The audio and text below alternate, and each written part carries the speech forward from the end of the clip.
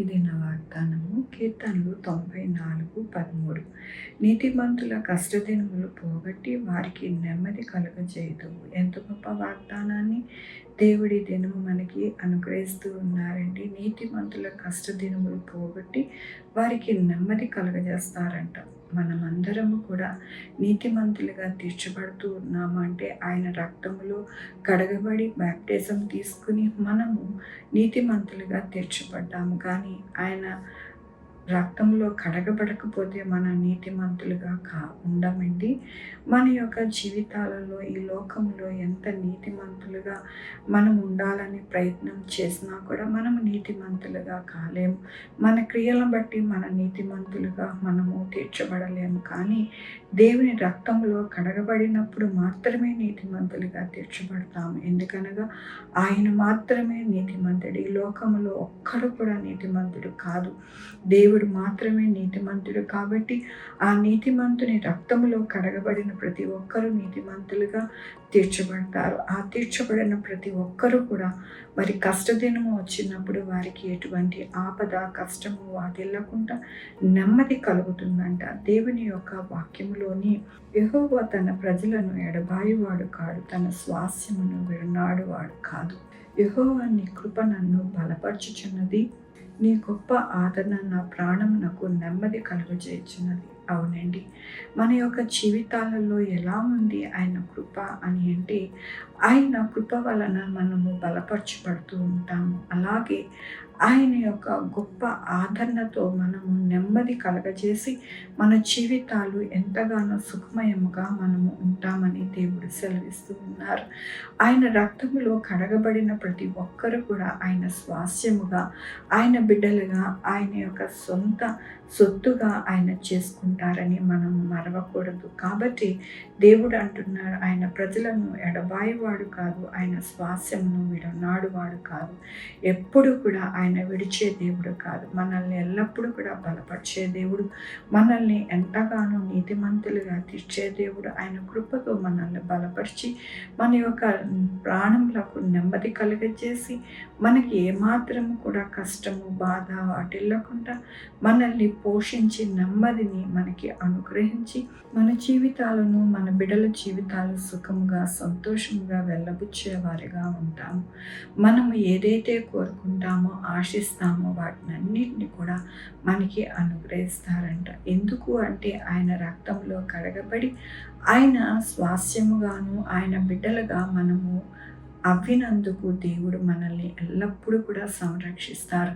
మన ప్రాణమునకు నెమ్మది కలగజేస్తారు. ఎటువంటి ఆపద ఎటువంటి కష్టము వాటిల్లినప్పటికీ కూడా వాటి నుండి విడుదల పొంది మనము ఎల్లప్పుడూ కూడా నెమ్మదిగా ఉండేలాగా దేవుడు మనకి సహాయం చేస్తాడంట. దుష్టుడు ఎల్లప్పుడూ మనల్ని గలిబిలి చేసేవాడిగా, మన ప్రాణమునకు నెమ్మది లేకుండా ఎల్లప్పుడూ బాధలను కలగజేసేవాడిగా ఉంటారు. అయితే దేవుడు మనల్ని ఎంతగానో ఆయన యొక్క కృపచేత మనకి నెమ్మది అనుగ్రహించి మనము ఆయన వైపు చూసేవారిగా ఉంటాము. కాబట్టి మన జీవితంలో ఎల్లప్పుడూ కూడా మనము ఆయన రక్తంలో కడగబడాలి. ఆయన యొక్క కృపచేత బాప్టిజం పొందుకొని మనము మన జీవితాలని కట్టుకోవాలి. లేకపోతే దుష్టుడు ఎల్లప్పుడూ కూడా మనల్ని గలిబిల్లుపరిచి మనల్ని ఆ యొక్క నరకయాతనలోనికి నరకంలోనికి మనల్ని తీసుకుని వెళ్తాడు. అప్పుడు మన యొక్క జీవితంలో ఎక్కడ కూడా సంతోషము నెమ్మది అనేది లేకుండా నిత్యము కాలుతూ ఎంతగానో భయంకరమైన పరిస్థితిలో మనము ఉంటామని దేవుడి దినము హెచ్చరిస్తూ ఉన్నారు.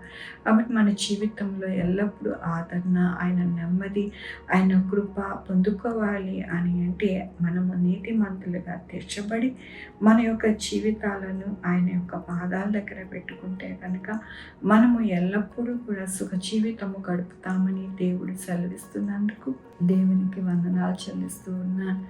ఈ దినము నా పుట్టినరోజు, పెళ్లి రోజు, అనేక శుభదినాలు చేసుకుంటున్న వారందరికీ కూడా నిండారుగా శుభాకాంక్షలు తెలియజేస్తూ ఉన్నానండి.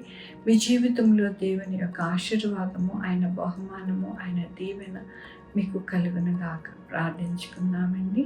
యెహోవా దేవా నా తండ్రి నా ప్రభా మీ కృపా కనికరస్తాను బట్టి మీకు వందనాలు. అవును నాయన, మీరే నీతిమంతులుగా తీర్చే దేవుడివి, మాకు రక్షణ అనుగ్రహించే దేవుడు, బ్యాప్టిజం అనుగ్రహించే దేవుడివి నాయన, మీ స్వాస్థ్యంగా చేసుకునే దేవుడివి నాయన, మమ్మల్ని నెమ్మది అనుగ్రహించే దేవుడు, మాకు ఎటువంటి ఇబ్బంది వాటిల్లకుండా నాయన మీరే సంరక్షించే దేవుడివి నాయన, నీకు వందనాలు చెల్లిస్తూ ఉన్నాను. ఎవరైతే నా ప్రభా రక్షణ పొందుకొని బ్యాప్టిజం తీసుకోవాలి, మీ యొక్క రక్షణలో నడవాలి అని కోరుకుంటున్నారో వారికి అనుగ్రహిస్తున్నందుకు నీకు వందనాలు చెల్లిస్తూ ఉన్నాను. అయ్యా నా తండ్రి, ఇదేను నా పుట్టినరోజు, పెళ్లి రోజు అనేక శుభదినాలు చేసుకుంటున్నా వారందరికీ కూడా నాయన మీరే మీ యొక్క కృప చేత నాయన రావాల్సిన బహుమానం దీవెన వారికి అనుగ్రహించమని కోరుకుంటున్నాను. అలాగే నాయన నా ప్రభు మా కొరకు ప్రార్థించమన్న వారిని వారి యొక్క జీవితాలలో నాయన వారి బిడ్డల భవిష్యత్తులో నాయన మీరే సహాయం చేయండి. ఉద్యోగంలో, చదువుల్లో, వ్యాపారంలో, చేదురుకుల్లో నాయన నా తండ్రి, అలాగే ప్రతి పరిస్థితుల్లో నాయన సహాయం చేయమని కోరుకుంటున్నాను. అలాగే నాయన sugar, BP, thyroid, heart problem, kidney problem, AIDS, cancer, నరాల బలహీనత, పెరాలసిస్, గ్యాస్ట్రిక్ ట్రబుల్, ప్రతి విధమైన అనారోగ్యాన్ని తీసివేసి స్వస్థపరిచే యెహోవా అని అన్నారు. మీకు వందనాలు చెల్లిస్తూ ఉన్నాను. సహాయం చేయండి. ఆయన నా తండ్రి, ఎవరైతే నేను హాస్పిటల్స్లో నాయన ఇబ్బంది పడుతున్నారో వారందరికీ తోడై ఉండండి. త్వరగా కోలుకోవడానికి సహాయం చేయండి నాయన, మీ యొక్క కృపలో నడిపించండి నా ప్రభు. ఎవరైతే హైయర్ స్టడీస్ కోసం ప్రార్థిస్తున్నారో వారికి మంచి నాయన చదువులు దయచేయండి, వీసాలు, పాస్పోర్ట్స్ దయచేయండి నా ప్రభు. దూర ప్రాంతంలో నివసిస్తున్న వారికి ఎటువంటి ఆర్థిక ఇబ్బంది కానీ, ఆహార కొరత కానీ లేకుండా అన్నిటినీ మీరు దయచేయండి నా ప్రభు. 2 wheeler, 4 wheeler, buses, trains, aeroplane ప్రయాణం చేస్తున్న ప్రతి ఒక్కరికి తోడై ఉండండి నాయన. సహాయం చేసే దేవుడిగా, గొప్ప దేవుడిగా మీరున్నారు నాయన. నీకు వందనాలు చెల్లిస్తూ ఉన్నాను. అయ్యా నాయన, ప్రతి ఒక్కరికి నెమ్మది అనుగ్రహించండి నాయన. ఎక్కడ కూడా ఆపద అనేది లేకుండా సహాయం చేయండి. 194 దేశంలో మీ యొక్క కృపతో నాయన నడిపించమని కోరుకుంటూ ప్రతి బిడ్డను మీ పాదాల దగ్గర పెడుతూ నా ప్రభు, నా రక్షణ యేసుక్రీస్తు పరిశుద్ధమైన నామమున అడిగి వేడుకుంటున్నాను తండ్రి. ఆమె తండ్రి, కుమార, పరిశుద్ధాత్మ సదాకాలము మనందరికీ తోడై ఉండుగాక. ఆమె. God bless you.